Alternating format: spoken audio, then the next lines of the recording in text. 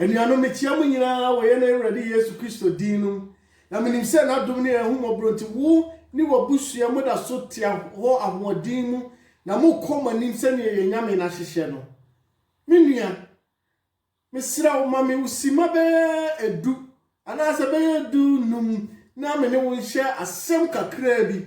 Fi se na me kenkan asɛm bi wɔ Matthew chapter 25. Efa emaya edu ye invite so momra ayifuhie bi ase no. Menim se wakai sa story no. Nanso me kinkan hu nsɛm bi sisi a bibi si madwin mu a me pese me ne wo dwe adwindwin ho ana se me ne wo de tu ye kotokuom na beboa yen.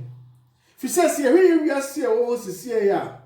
Ade wo bia dwen so nia eye yade aba asase so e friend COVID-19. Enunti amanfo nyina hyedem age obi adwuma ye age obi awade e ware na age amanfo aduane omudi nyina age obi ni wo asese a oda ne ho so obi adwen ni nsusuye nyina da saade we so esikafo odwen ho ehiafo odwen ho asorefo odwen ho omo muso munyinya minni kurampo edwen ho na nyina wiase nyina tedin ya pause ya stop ya the life about on hold and you na ya te aso din na ya hwe say what is next dear neighbor na busia dear bani in say Matthew chapter 25 Christo e kan sasem we say o de twini pa adwen asinima ya toso mienu no so nanso me pesa wo dwen no differently and again foforo hwem te say they want asem na now they follow asem making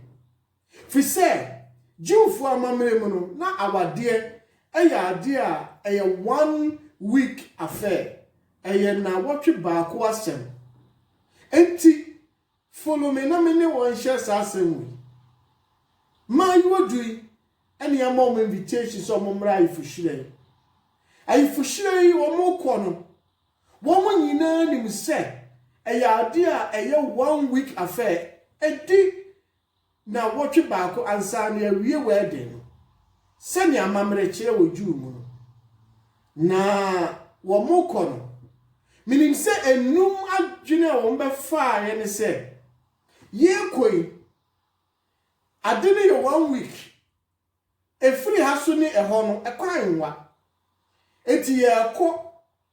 ayefro no first day ne ba enda ye besa ba fie na ye ba fie wi a ade achi ayasa eden akotoa so ama na wotwe nyina akwakosi na enum omuka ho no so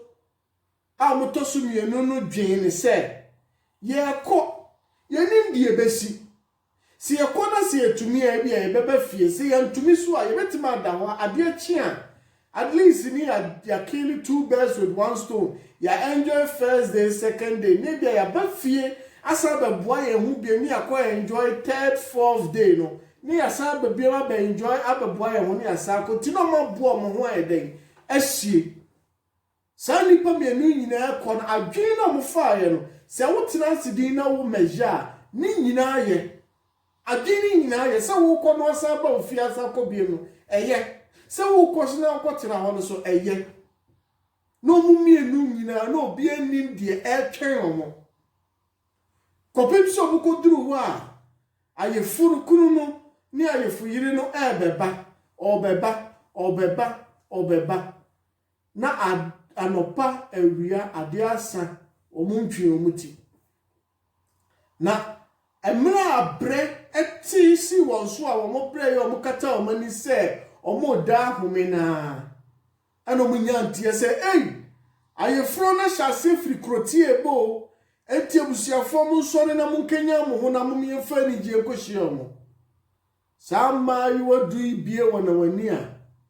wo mukani a wo de ba ya wo si ade sa ye be so ni bi atwen ada ye de gi ani wo party asikani yi na adumi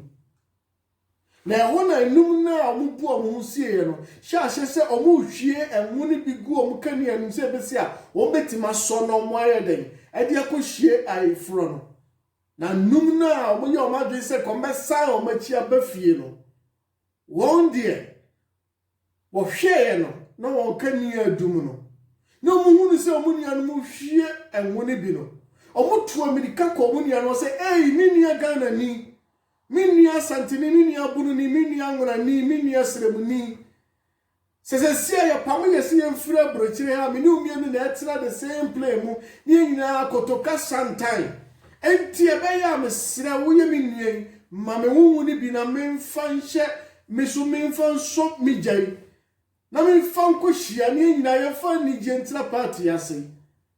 na won nua no beyi wona no se menia nka meya ma ododo fi se sanya wo kan ye nyina yefri baabi baako ani ye nyina dwen baako etini ye de ba kurom ha nanso mahwie medie nyina gu mediem nya de meti mahwie bia ma nanso misusuma se sabre ya yefro ya sha se afri kuroti a obey to amerika kokrom na kotobi na nka wonto na onuru ha na bia omadura na nyina ye de anigye ayede awuro mampa omuso mu se ya adwempa to amerika kokrom kotobi di gu won kania num soye e de anigye to amerika bae na areho sem se wo mo beduru hon no na ya topununum na ayefuhia na wura dem a yese edano activities was a cost on that day no ya topununum asa agese adechie na ya toa ayefuhia no so into for that day ne dear they have missed out adia koso no they've missed out abusia samre na mu ne wo sabre yo fi se ye nyina ya yete se sama yowe ewiase mu nyina ye ni wiase mu nipa nyina abrofo abibifo China fo obi bia ye nyina ya yete se sama yowe ena ye nyina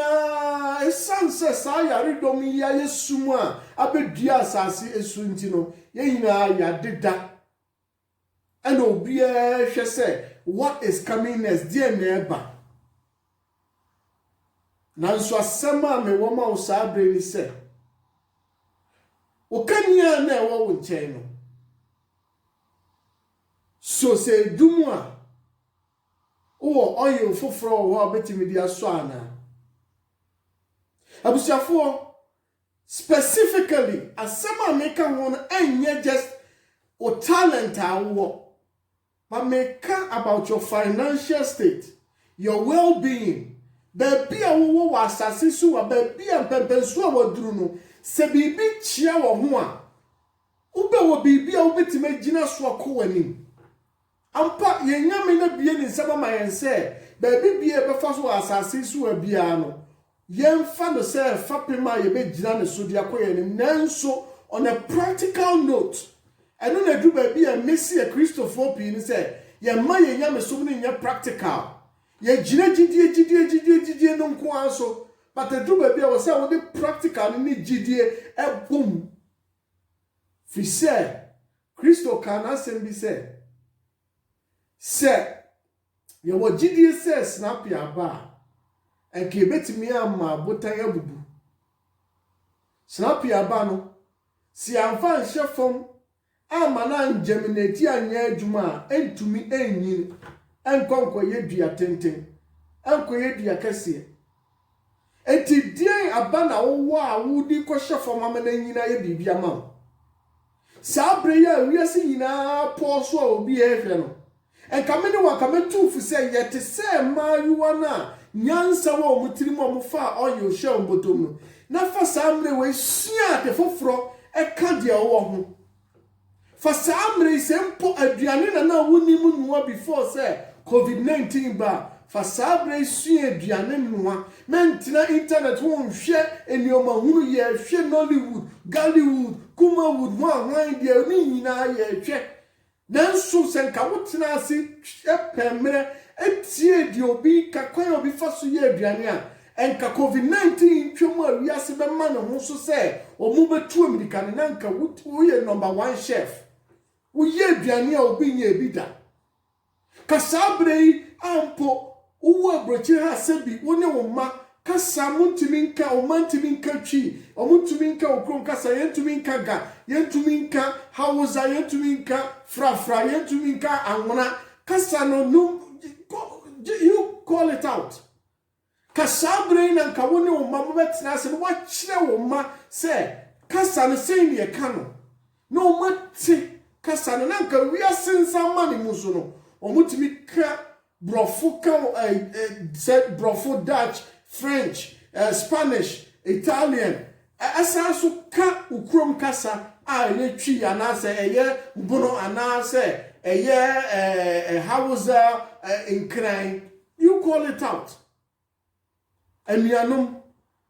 I was celebrating na ye my home so na ye practical with our Christian life. Ye practical in this world because Christo adeba ko a onyankopon de ma ye a media dama koma so ne say obo nipa dasani o ka kire yen se asase so de ahye yen sa enti yenko fa asase na yen kina so na yen fanye ye dia take dominion of this earth and so what yet otiada minia kente wo ho na sua bibi foforo kente wo ho na fa wo nse ye bibi woni mo kina se manni se me ye lawyer me a doctor, me a psychologist, me a this, me a so focus here. Enti adibia anka wo betumi de wonsa so mo ya enka be ya mfaso de abra wo no mentina se enna fa wonsai ni wonan ni wakoma ni wonyansa ni wonim de esua bifoforo ebi kropa computer si we wonim how to operate the computer fa sa kwanya we so na sua na nka wiasensa ma ne home so no na nko ma ho so na wanyanwo bia hye obotom a wode be so kani atu kwan akọ wanim minua manya te se ma enum ya omo de fa ne tra oma nyi se ye ko bibi betumi asi ye wiase ma we anything can happen minimobia o sha braba se no oye lawyer kese mu a obenya accident no enti ye twa ne nan mienu atwa ne nsa benkumi na fei de lawyer mu a onhuru de wonye nanso sa brantie tu ne husi wo se omma edam a wodi entwa emfa ne so enkoda kakra de ne nsa baakun esua sire esi bonsenkuo na se sa brantie tira wo se obonsenkuo a etise obi a ne nsa mienu nyina wo ho a obo from ten bo treble ni nyina san ko bo bass nyina ma wonya sounds ni nyina sa wo kata wani na se bi enkanche sa brantie ne nsa eni ho a anase ne nsa baako ni ho na ne nan so mienu ni ho a wo be ye shock because of prepare no ho of extra oil e share ni bottom nti mra na brabo mu ensem sesae no na owa ahoden a obetimi bi apema koso no lenim abusuament na ho nka se wo de enel financial state e okay and you are not worried men ka se wa hoden wo ho nti no bibia amfa wo ho unnim de eda wanim yenim kina asem but ye nim ni se da no onyankopon enye ye ho memfiri ye ho die no ma ya hoden ne ete ase die emre a wodi amaye no precious say we have to make use of it etimi nua me kasa asem we dia hyew nkuran se ma homni so ahoden a onyankopon de adua wo ne wo yire ne wo ma ene wo busua nyina mu no emfa ho ba bia wo se wo abrochire ha wo Ghana wo prison it doesn't matter where you are ni nyina wo dream say you determine for yourself say I am going to make the change. I am going to make sure me baba yire me ho abon modern say and found baby me wo bia me say ani me nani me ye me ho say me di bepe bibi foforo aye amanaye den abeka de me ye ho na etima bua me kai say me ko school ma dwene me so sie nyina ne say me pese me nyina me ye one of the biggest fashion designers in this world eti be ko ya no efa pattern cutting ne ye hu de me fa ne kwa nanso me teachers ne bo modern bia to me fo say memma parting cutting ne tade pam no nya wo de sua se si twa picture ka ho na sua videography ka ho na sa so tua music akra selective of music sua kakra ka ho free say as a fashion designer emre bi bedura wo behia say watade a wapam no wo betwa di picture asend ya mo obi am wo hunu say atade ne sei na tie na wo bi asele wo ho emre bi kura bedura wo be run fashion show you will need video people to capture it, videographers to capture the whole scene. Empo emre bi bedura enyom kura wo be bono wase no betua ho sika na se sa nyom wo nyina wo hu nimbia. What happens? You save money because one kasa na waya watade, one kasa na ucha picture, one na ucha video, cost no hefa woni nyina be du boto enti sua bibi foforo onyankopon to ne za fra mi amefa na adwuma yi mimpo de na minim se fashion ni bibia no me to atwene enso mi hye onyankopon adwuma afen kompo na asore ye play wa asore a wo ye ho atade ama obi ahye ehu music a be ye uti music bia uti mi ka se new way die eno na mpese na ye de ewie asore photography ni videography die eno ana nyankopon adom ye de ye hu kakra so ekoyeni abusua learn new things seka na wonim twia fa samre we na sua ka twi bicycle na wonim twia fa samre we na sua bicycle twi moto na wonim twia fa samre we na sua ebi mpro a wonfia wadru no wonwi nru se enche no madru pension age fa sabre dwen se de na metumi ne me yire ne me ma ni mabusua ka bo ma ya ebe yo fa so abre busua ni nyina. Sit down and think as a family for samre na mo fa mopo na mo fa plan na mo ntua na mo na ka wiase be ma ne ho mesu biem no na menua nyame ho odi dua wo mu no sa ho odi no anam so e dia ye nkunimdi ama wo ho ene wo busua ama na hwe afoforo se ampa nyankopon obo wo no wa mo kwa no wa ma wa dwen nyansa ne adom se fa ko wani me da wase so ma me mere se ye ni nkomo na menim se da ni da bi ba won chen bi ma wo betie no wa ma afoforo so ate sa ni we na mo de asua bibi am ye nyina koyeni onyankopon hira na na dom no so ma na ontina ni nchira woni wa busua ba bibia mbefa bia no nkunimdie enya modia ewo Jesus Christ de no nti amen ye mompae adom ne mo braja ma wadom no nkoso no so ma wo ma eni bia so bia timi ni sabre bia no maninya ahotoso wo mu na onya nkanya bi woni mu se obesore na ode ne nsa aye adwuma bia ebe mana kama anyansafo no ho na mponka wiase be ma ne hu musoro waye nkunimdi ama wunyame yeda waseso atie mpa eboy wo Jesus de no mti amen shiranka mu nyina abusiafo ye be sa kasa bie